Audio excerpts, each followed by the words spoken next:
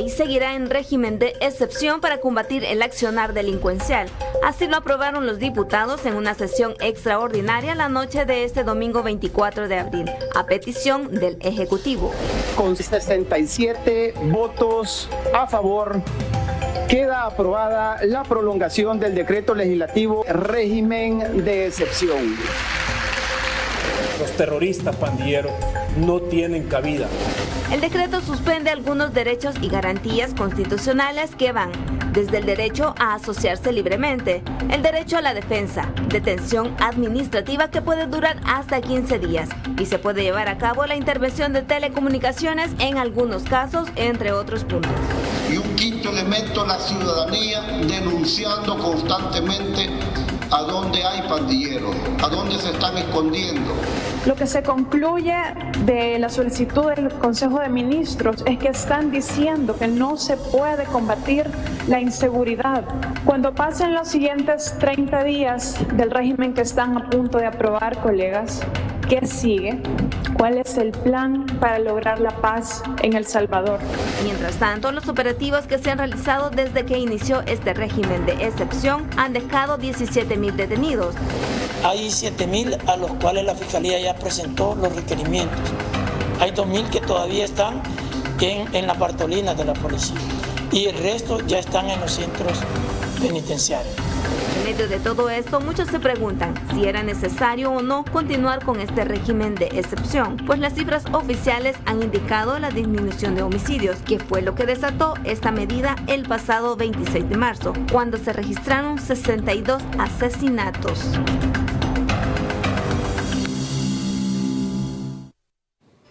Buenas noches, gracias por estar con nosotros en este inicio de semana. Vamos a empezar a dedicarle casi por completo una evaluación del régimen de excepción, sus alcances, los resultados y la extensión que, como vamos, ya vimos, aprobaron los diputados el día de ayer en la noche. Y hoy nos acompañan en el estudio dos colegas, pero además cada uno en su propia especialidad. Me refiero a Naida Medrano, consultora de políticas públicas, abogada y defensora de derechos humanos. También está con nosotros Iván Flores, abogado y experto en derecho penal. Señores, buenas noches, es un gusto estar con ustedes. Buenas noches, qué gusto estar acá y bueno, aportar un poco al debate. Qué gusto, Iván, compartir cámara esta noche y dejar insumos para la población. También agradecerle al doctor Carlos Alberto Escalante por el libro que nos hizo llegar para hacerles la crítica, si es que se le puede llamar crítica, a un trabajo muy, pero muy excelente. Bien, señores, el día de ayer con 67 votos se logra una ampliación de 30 días del régimen de excepción a solicitud del presidente.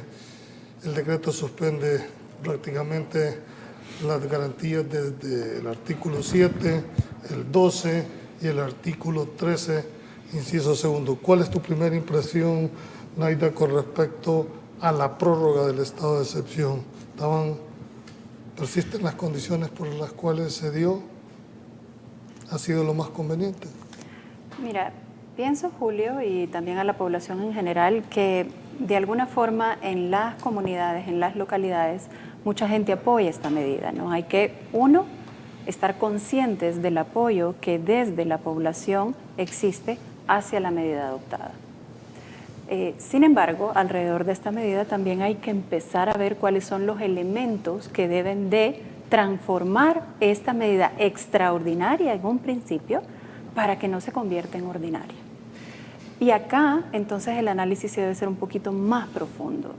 Me gustaría, sí, tomar elementos jurídicos, pero también elementos que nos permitan desde la población comprender si realmente en El Salvador hemos tenido una construcción de paz, si en este momento podemos hablar de paz, o si estamos utilizando figuras jurídicas creadas para situaciones excepcionales frente a una declaración de guerra, ¿verdad? Así dicha, así anunciada en redes sociales, así dicha por los tres órganos de Estado, definitivamente, y entonces que realmente amerita a abrir el abanico en relación con las decisiones de política pública que se toman.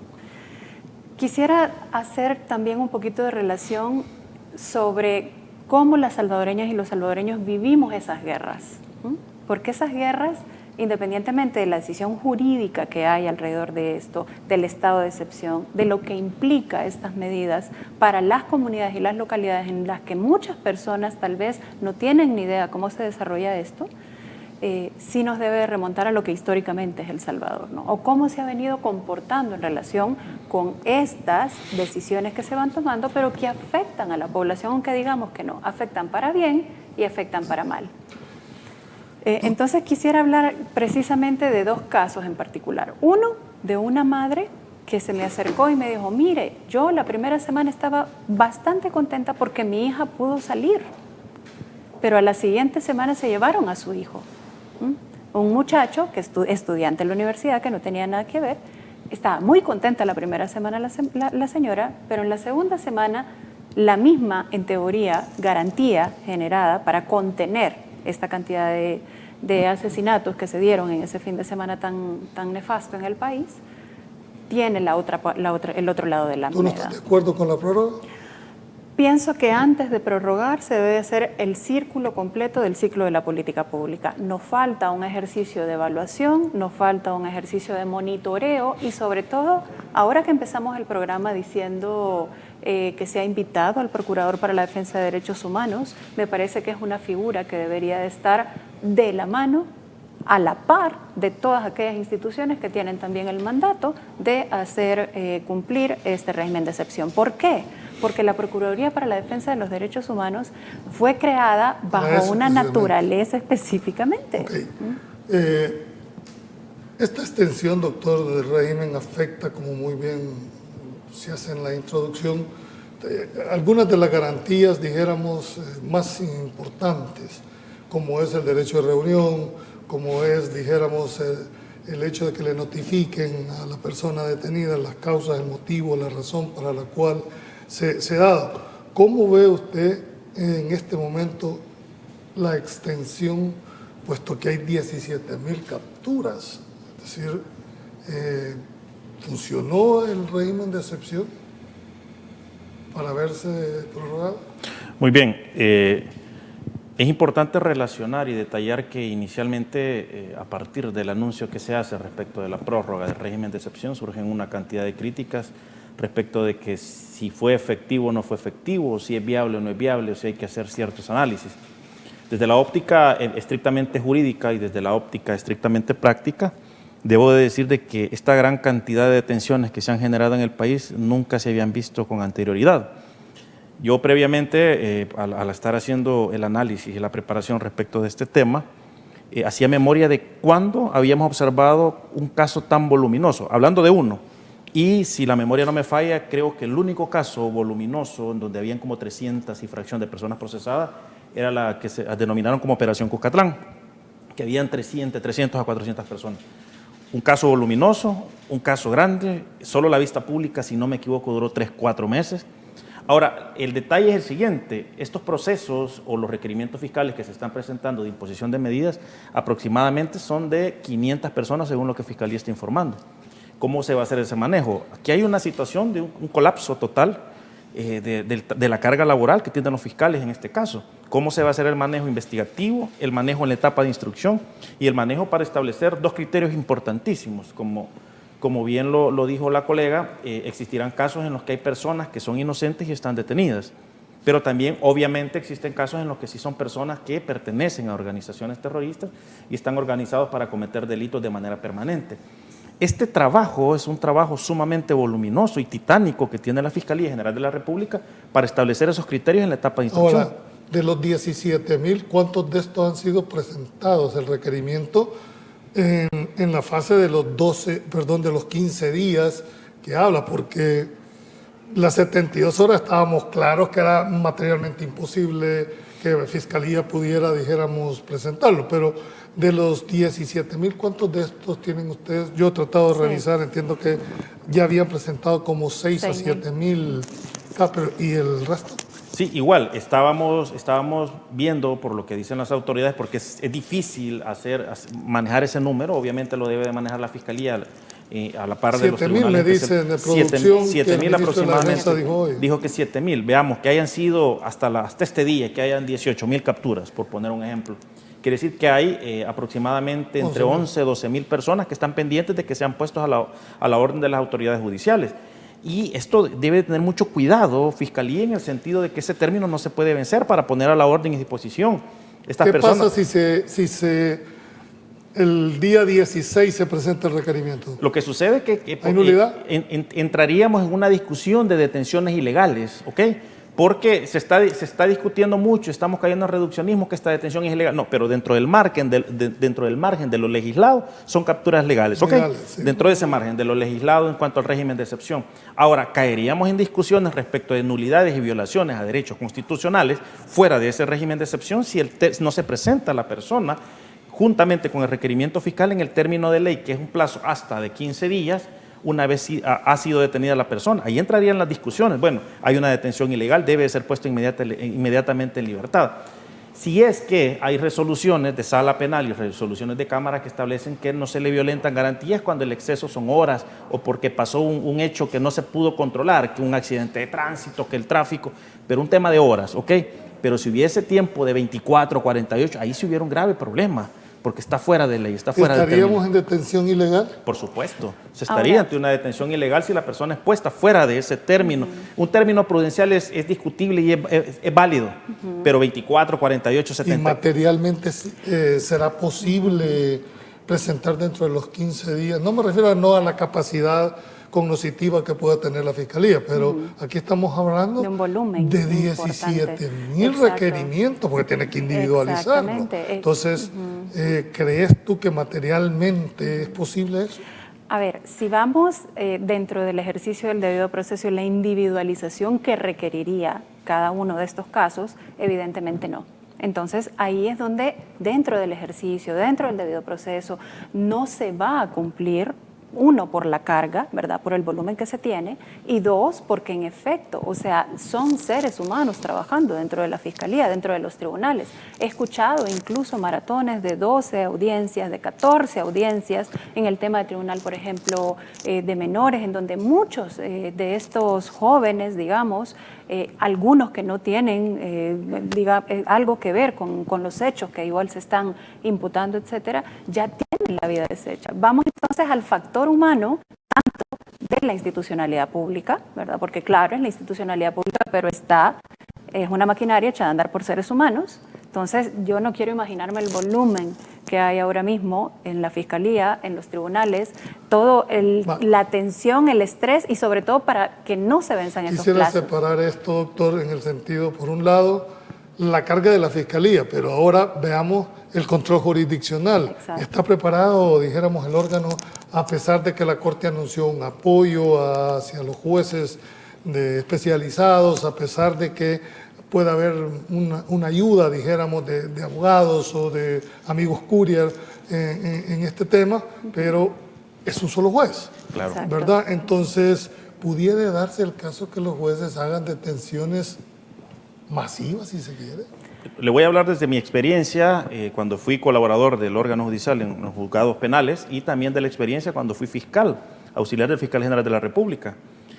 Normalmente la carga laboral de un fiscal auxiliar es excesiva.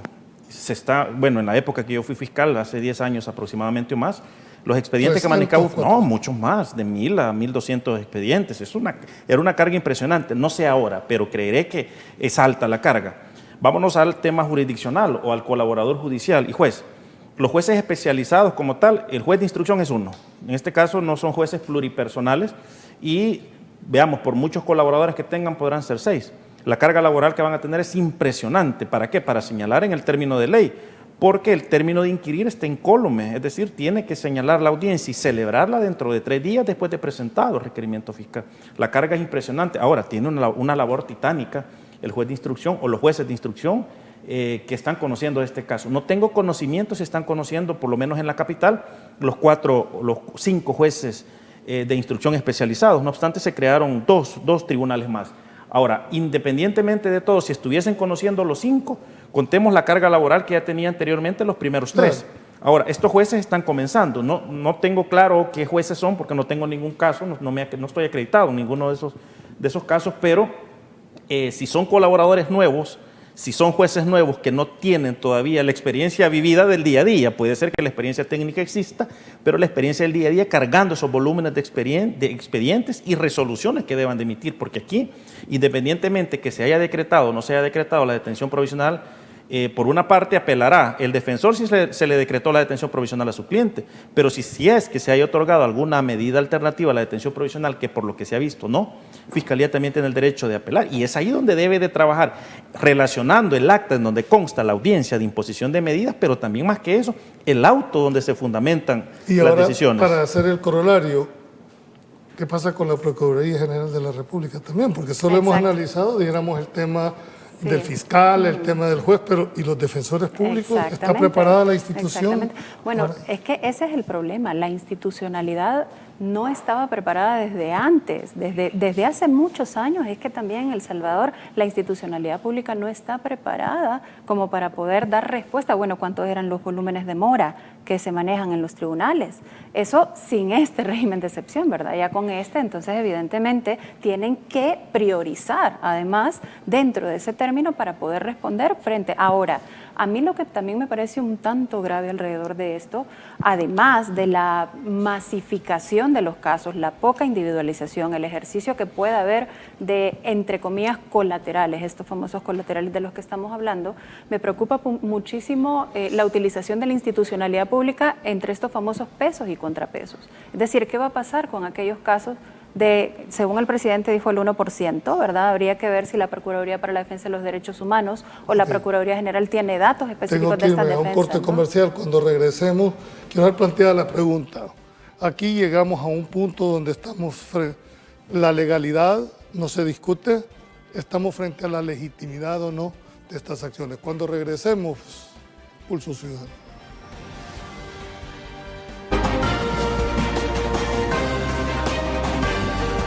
Sí, he visto bastante, a veces un cambio, como estaban pasando anteriormente. Ahora pues he visto un cambio y uno ya puede salir un poco más tranquilo, con los niñas sí, pero antes uno corría riesgo, no podía andar uno, digamos, aquí en el centro, si algo jugaba, porque de repente pasaba algo. Sí, la verdad que sí, pues, porque en la guerra era peor y siempre estuvieron por años en los volados esos. O sea, no hemos sentido mayor cosa, pues, ¿verdad? De restricciones ni nada de eso, ¿verdad? Debemos de estar conscientes los salvadoreños de que el gobierno no es que sea Dios, pues, ¿verdad? Y ojalá no pase que al pasar este gobierno venga otro y le saque los errores que hoy pueda estar cometiendo, pues, ¿verdad? Porque uno por la emoción piensa que todo está bien, ¿verdad? Pero el mejor juez es el tiempo, pues. Bien, antes de irnos al corte comercial habíamos dejado planteada una de las grandes interrogantes que se plantea a la ciudadanía.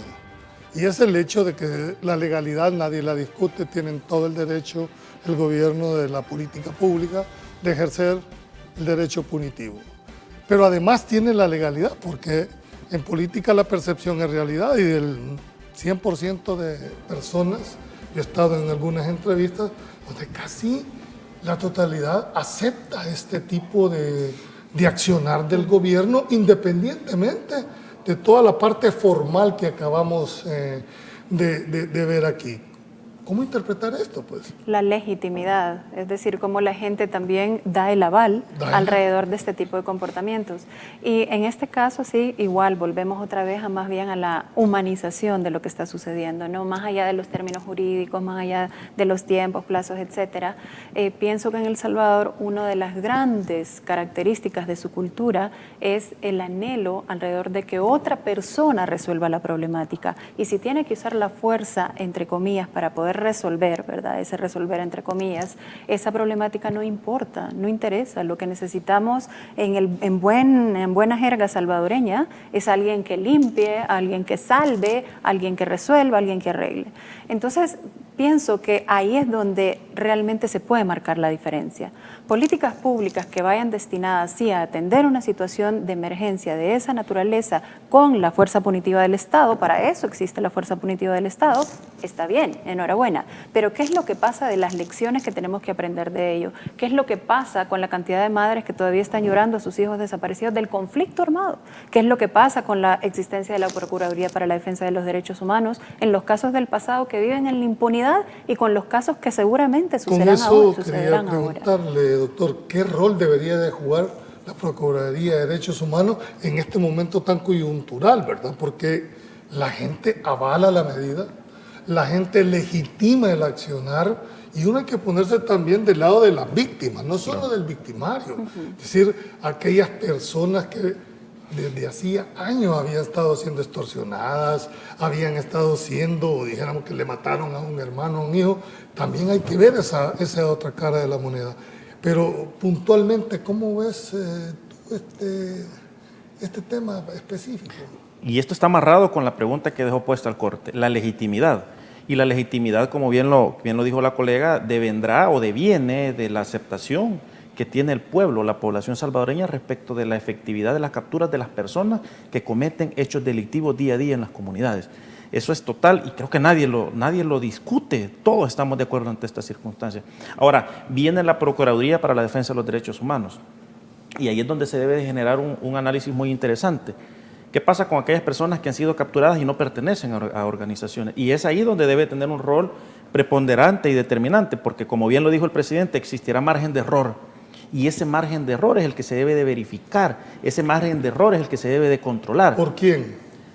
Por una parte, bueno, como bien lo sabemos en la jerga jurídica, el ombudsman, el procurador para la defensa de los derechos humanos, no sé si la tiene esta oficina, crear una oficina para darle seguimiento a estos casos específicamente de personas que no son delincuentes, que son confundidos o que parecen por un tema de tatuajes o cuestiones así, darle seguimiento a estas circunstancias y hacer un pronunciamiento y un seguimiento real y concreto, y más que eso, técnico, respecto a estas circunstancias. Ahora, en cuanto a el procesamiento de las personas que efectivamente sí están vinculadas a hechos delictivos constantes, a estas organizaciones permanentes delictivas, pues obviamente debe de haber una fiscalización de los términos procesales, de que se esté generando, que se cumplan en tiempo las audiencias que se realicen y una gran cantidad de cuestiones técnicas. Pero yo creo que el enfoque principal, sin invisibilizar también la humanización del proceso como tal, el seguimiento a las personas que son inocentes, el seguimiento a las personas que no pertenecen. Y ese rol, que es el que constitucionalmente le compete,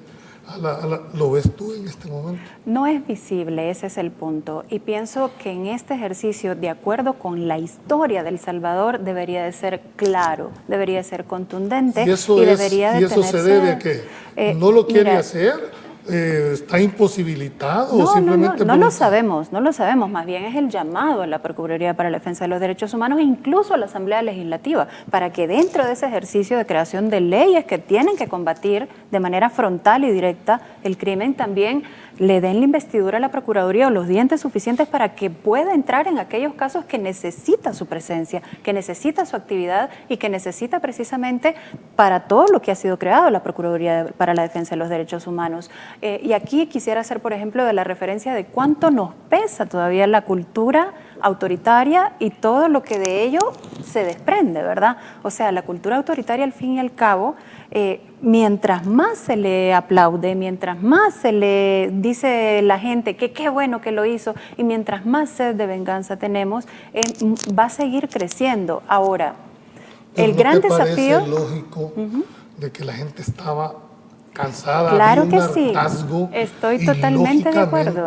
Cuando ven una luz, dicen, hombre, es la primera vez, sí, independientemente de lo que estamos analizando, de los problemas fácticos que se pusieran a estar dando, pero ¿no te parece que la ciudadanía tiene una percepción lógica Vamos a ponerlo así, tiene una percepción lógica de acuerdo a nuestra lógica, es como un Alicia en el País de las Maravillas. Alicia en el País de las Maravillas tiene toda la lógica de ese lugar en el que ella cae y todo lo demás. En El Salvador aplica esa lógica porque es un lugar en donde definitivamente dejamos acumular todos los problemas estructurales. Entonces tenemos una población cansada, harta, sin posibilidad de cubrir sus necesidades básicas, con delincuencia además, ¿no? Con necesidades de medianamente poder respirar en un país en el que tantos problemas nos asfixian. Entonces, ¿qué nos queda? Nos queda la rabia, ¿verdad? Nos queda la rabia como única posibilidad de, incluso de venganza a través de un tercero, en este caso, una institucionalidad que entonces pueda barrer o limpiar. Es como cuando empezamos el programa, ¿no? Doctor, ¿qué va a pasar después de que esto pase el régimen de excepción? Muy bien, el régimen de excepción finaliza obviamente con los 30 días que se han decretado por la Asamblea Legislativa a partir del día de ayer. Los procesos van a quedar abiertos, es decir, los procesos van a quedar incólumes como tal. Obviamente las detenciones ya no serán tal y cual se están generando en la actualidad dentro de este régimen. La participación del abogado dentro de la etapa administrativa, es decir, de los 15 días antes de la presentación del requerimiento, se va a volver activa de las detenciones que se hagan. Ya no van a haber, ese plazo de los 15 días desaparece. La inviolabilidad de la intervención de las comunicaciones debe hacerse mediante el trámite de la ley especial, la petición al juez de instrucción, el plazo de ley y las verificaciones continuas. Entonces, todo regresa a su estado normal, es decir, no hay 15 días para ponerlo a la orden y disposición del juez de la causa, serán 72 horas como la ley normalmente establece. Las intervenciones regresan al procedimiento normal. No se podrán, las intervenciones de los abogados en la etapa administrativa vuelve a ser reactiva. Entonces, se permite nuevamente la libre asociación, teniendo en cuenta el tema o el énfasis que le ha hecho las autoridades. Y no se pueden reunir estas organizaciones terroristas porque esto es delito. Se nos han disparado las redes sociales. Buenas noches. En primer lugar, quiero felicitarlos por tan excelente programa que hace un balance en las opiniones para que podamos formar una opinión propia. Creo que es muy importante cortar esa fuerza que tienen todavía y que han tenido las pandillas. No se puede vivir con ese cáncer en la sociedad, pero también hay que plantear cómo se evitará en el futuro. El fortalecimiento pueden tener o no la generación de nuevos actores en extorsión que tanto daño hacen al país. Es decir, bueno, la gente está consciente claramente de que el enquistamiento que ha habido de estas estructuras delincuenciales y lógicamente ahora que están aquí, dice, se empieza a ver, ahora, ¿va a mutar este crimen? Es muy probable, o sea, siempre este ejercicio o esta presentación de grupos de manera específica frente a los cuales hay todo un ejercicio de frente a institucionalidad pública, buscan mutar. Acordémonos que no solo estamos hablando del número X, ¿verdad? Porque ahora ya ni se puede decir el número en referencia a la cantidad de personas que se metieron a estas pandillas.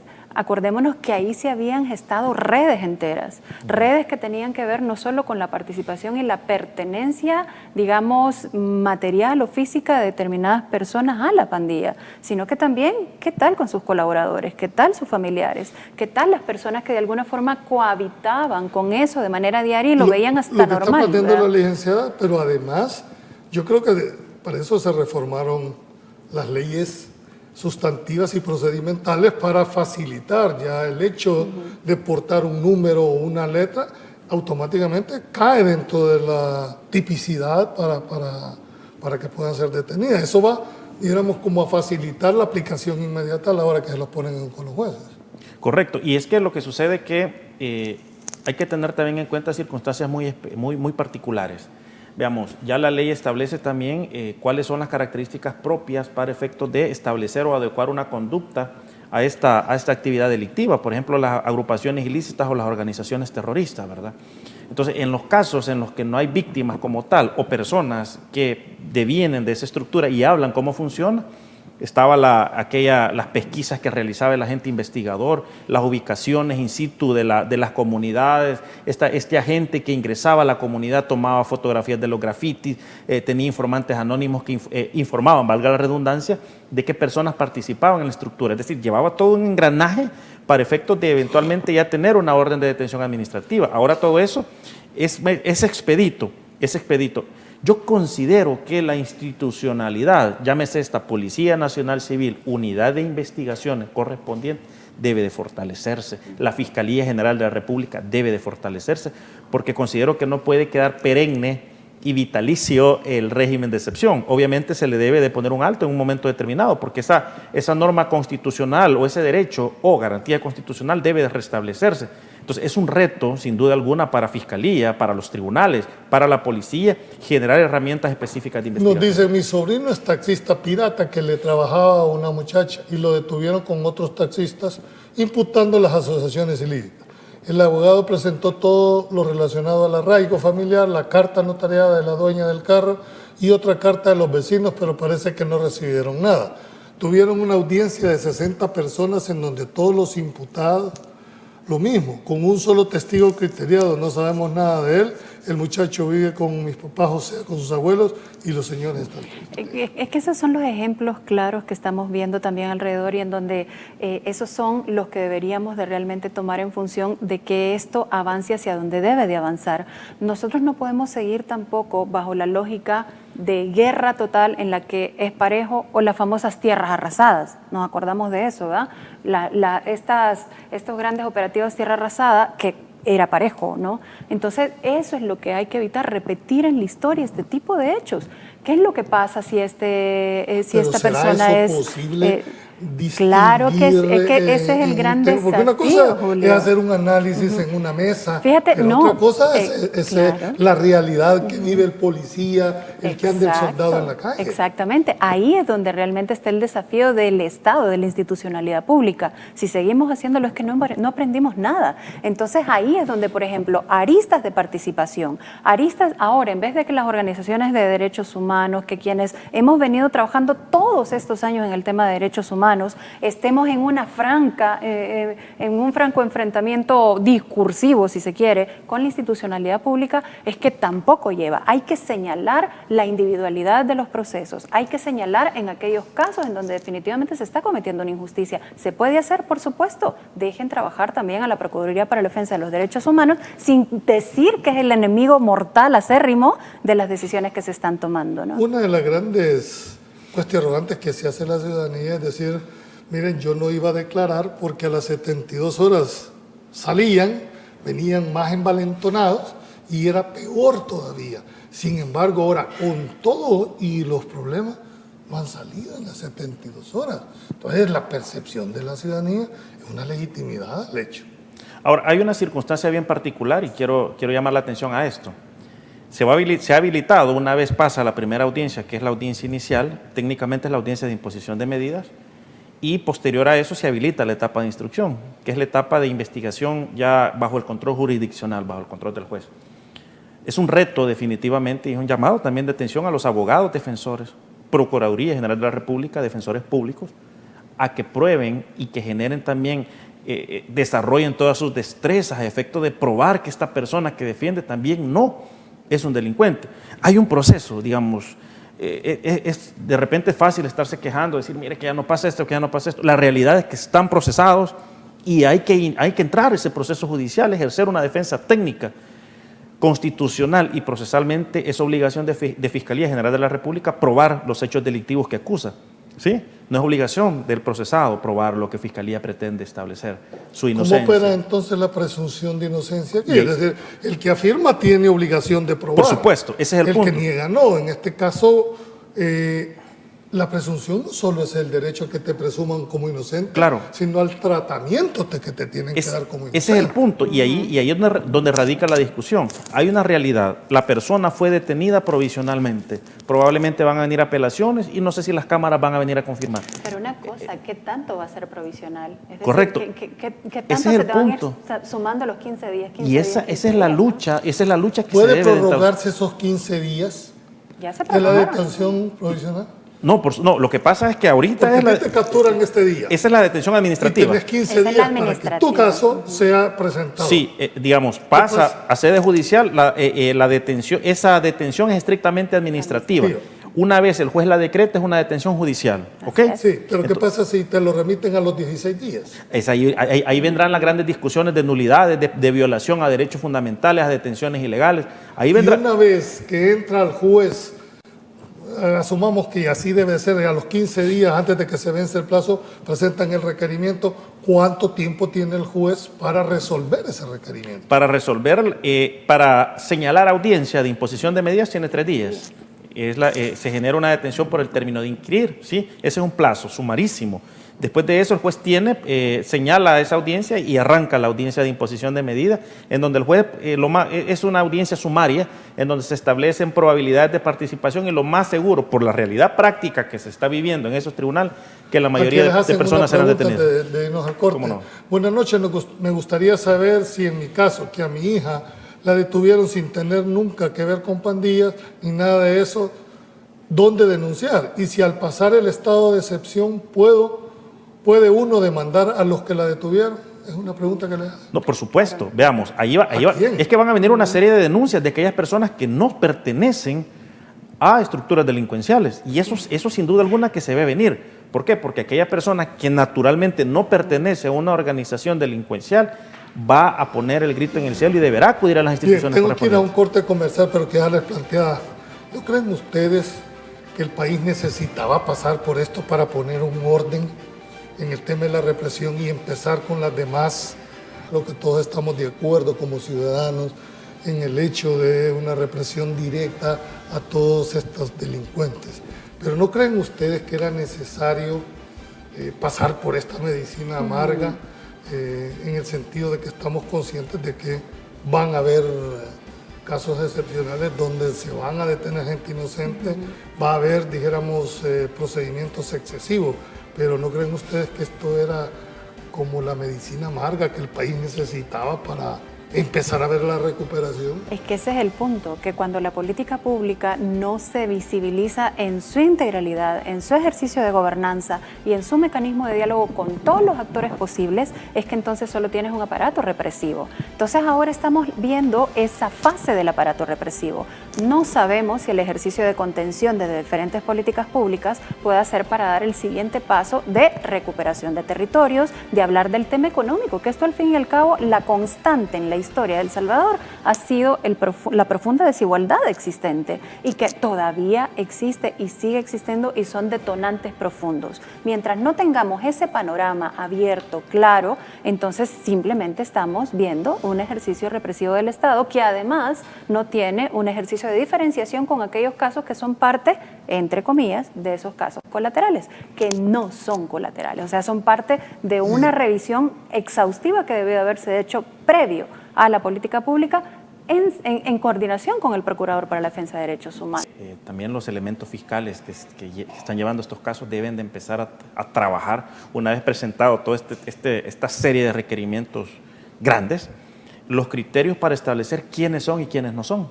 Y esto va a ser también una labor titánica, empezar a establecer esos criterios, y ahí es donde también el abogado, Procuraduría, el abogado particular, y por qué no decirlo, el Procurador para la Defensa de los Derechos Humanos, trabajar a la par institucionalmente para verificar y establecer esos criterios de los que son. De hecho, se decía que el Procurador iba a presentar un informe este día. Exacto. ¿Verdad? Desconocemos si lo presentó, no sé, no se sabe, pero creo que el rol que él debe de jugar, dijéramos, es preponderante para ir fijando aquellos casos. Ojo, pero es preponderante pero no aislado, y eso es lo que hay que comprender. Es decir, el mismo régimen de excepción debió de consignar en uno de sus artículos la participación específica del ombudsman. ¿Por qué? Porque venimos de esa historia. Es una competencia constitucional. ¿Por qué se lo tiene que reconocer un decreto cuando constitucionalmente está obligado a ello? Porque definitivamente nos pone en una situación también extraordinaria frente a suspensión de garantías de manera específica. Entonces, ¿cómo contienes el ejercicio de poder en esas situaciones extraordinarias? ¿Compartís tú ese criterio que el decreto de excepción debió de haber contenido, dijéramos, un apartado específico dándole facultades al procurador para un tema? Lo que pasa es que las tiene. Yo considero que las tiene. Él mantiene sus... Lo que pasa es que Naida dice, mire, estamos excepcionalmente, ¿verdad? Habría que darle también... Excepcionalmente herramientas. Para mí las herramientas las tiene intactas. Tiene por Ministerio de la Constitución de la República las facultades que la misma le establece y lógicamente todo el despliegue que le establece su ley orgánica. Entonces, a partir de estas circunstancias, yo considero que las herramientas las tiene. Salgamos del deber ser, ¿verdad? Porque el ejercicio, ese es el gran problema que tenemos, el ser y el deber ser. En el deber ser sí existen las herramientas, pero hay una pugna potente, y ahí hay que ponerlo sobre la mesa tal cual. Hay una pugna potente en relación con las decisiones que se toman desde el Ejecutivo y todo el ejercicio de planteamiento del ejercicio de los derechos humanos, ¿no? Entonces, en ese haber, pienso que hay que aclarar un montón de cosas. En primer lugar, el lenguaje vinculado con que la Procuraduría defiende delincuentes, ¿verdad? Por una parte. Por otra parte, la Procuraduría para la Defensa de los Derechos Humanos, ¿verdad? Sí, para aclarar, exactamente. Por otra parte, que hablar sobre derechos humanos es todo el rato estar en contraposición con las decisiones que tome el Ejecutivo. No es cierto, es una mentira y hay que también asumirlo y decirlo como tal. ¿Qué tal si estas decisiones que se toman, que nadie dice que no, que son necesarias? Es decir, si estamos hablando de política, hay decisiones que definitivamente no nos van a gustar a muchos, van a gustar a un montón de gente y otro tanto no. Exactamente, es el rol de él. Entonces ahí es donde sí se necesita un ejercicio mucho más coordinado entre la institucionalidad pública. Está planteando, dijéramos, la diferencia entre el ser y el deber ser. Claro. Doctrinariamente, dijéramos, constitucionalmente, mejor dicho, las facultades las tiene, pero ya en la práctica, en el ser del derecho, hay el conflicto que plantea. ¿Compartís tú ese? Y es que lo que sucede es que se ha discutido mucho ese tema, ¿verdad? Que quien eventualmente alza su voz respecto de la verificación de los derechos humanos, pues eventualmente está defendiendo delincuentes. Hay que hacer una diferenciación, ¿verdad? Yo creo que también hay que ser claros en cuanto a las posturas, que no es que se proteja delincuentes también, sino que lo que se busca es también que se le garanticen derechos, obviamente a ellos, porque procesalmente tienen derechos, si no, no se les estuviera haciendo la audiencia, si no, no se le hubiera otorgado plazo. Pero yo voy más allá de esto, las personas que no pertenecen a estas estructuras, ese es el punto, esa verificación y ese trabajo que debe de realizar la institucionalidad, fiscalía, policía, órgano judicial respecto de los que no son. Y ahí no debe tener, en la actualidad soy abogado litigante, una actividad pasiva, el abogado que defiende, probar fehacientemente que no pertenece su cliente a esa estructura. Quiero que ambos me digan. La ley orgánica de la Fiscalía establece que cuando el fiscal presenta el requerimiento, presenta la prueba de cargo y la prueba de descargo. ¿Cómo está en este momento esa disposición y cómo los jueces están valorando esa acción? No he tenido, litigante. Sí, no tengo hasta este momento en este régimen de excepción ninguna experiencia procesal en este caso. Ahora, debo de entender por lo voluminoso de cada proceso que se están agregando. Veamos, el requerimiento fiscal obviamente que es lo que da paso a la iniciación del proceso. ¿Qué diligencia? El acta de captura que levanta el elemento policial que captura, ¿sí? En donde deja constancia la misma. La entrevista de los captores. ¿Qué diligencia podría agregar la policía para indiciariamente generar que esta persona pertenece? Probablemente un acta en donde un informante le ha referido que esta persona pertenece a una estructura de delincuencia. Y la simple... Sí, viene la otra. Vámonos con la otra. Para el que no tiene tatuajes probablemente eso puede ser, pero para el que tiene tatuajes hay una inspección corporal que no es propiamente judicial, sino que es donde se le levanta un acta y se establece a través de un médico de la Policía Nacional Civil los tatuajes y lo que tiene. Entonces ellos lo hacen constar en acta. Creeré que ese tipo de circunstancias se están generando en la actualidad. Entonces, ¿qué elementos de descargo podría presentar en la actualidad Fiscalía? Creo que ninguno. Creo que ninguno, en la actualidad. Yo comparto igual, es decir, es una ley creada precisamente no para cumplir con el precepto de que usted es inocente mientras no se compruebe lo contrario, sino que al revés. Es decir, es una ley creada pero eso ya venía para... Eso venía, sí, claro, pero nunca habíamos tenido... No, cuidado, depende de los casos. Depende de los casos, porque además es una justicia muy selectiva, ¿no? Y muy también vinculada alrededor de determinadas élites hay que decirlo con todo, ha habido justicia selectiva en este país. Obviamente. Entonces, ¿cuál es la diferencia? Lo que yo quiero decir que ha sido, dijéramos, como una inveterata esto, ¿verdad? De que te sacan en primera plana y si se equivocaron allá por los clasificados, una aclaración. Claro, por el mismo tratamiento de los juicios paralelos. Para mí sería muy interesante que respecto a los criterios de establecimiento de quién sí pertenece y quién no pertenece, Fiscalía sentara una postura clara y concreta respecto de los que no son. Yo considero que sería una noticia importante, un llamado de atención a la población respecto de que, mire, capturamos efectivamente delincuentes y como lo dijo el presidente, hay margen de error y dentro del margen de error, en la misma petición de requerimiento estamos solicitando sean puestos en libertad. Una institucionalidad eso sería, pública. digamos... Bueno, no lo sabemos hasta este momento. No, yo no tengo certeza. No tengo yo tampoco los elementos para... Es posible que la Fiscalía puede haya ser. estado pidiendo. Podría Aquí ser. les dice, en materia de justicia no debe de haber márgenes de error. Escribo por la gente inocente, no es por defender pandilleros. Estoy claro de la posición de que en algunos casos es posible que esto se esté dando.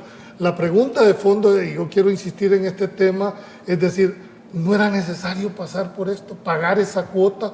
Puedo entender el daño que se puede hacer, dijéramos, procesalmente hablando, pero no era, dijéramos, la cuota que el país debe de pagar para salir de este cáncer. Yo ahí sí difiero solo en el entendido de que no necesitamos repetir los ciclos de política pública de la misma forma que lo hemos hecho toda la vida. Podemos sí tener decisiones fuertes, decisiones plantadas, decisiones de la institucionalidad pública con todo su rigor, pero que nos permita también de aquellos casos del pasado. Claro que iban a haber casos de detención de personas inocentes como lo hemos estado viendo. Ahora el desafío es cómo responde la institucionalidad pública en esos casos en particular. Eso es lo que está sobre la mesa. ¿Cuál es tu mensaje? Porque ya vamos terminando. Yo considero que sí era necesario pasar por este momento crítico, por este momento turbulento, y también considero que es necesario hacer un parteaguas en esta realidad actual que vivimos. Empezar a generar los requerimientos y los criterios respecto de los que no pertenecen y fueron capturados. No obstante, la población está conforme. ¿Quién debe de ser el que marque, dijéramos, esos criterios para diferenciar?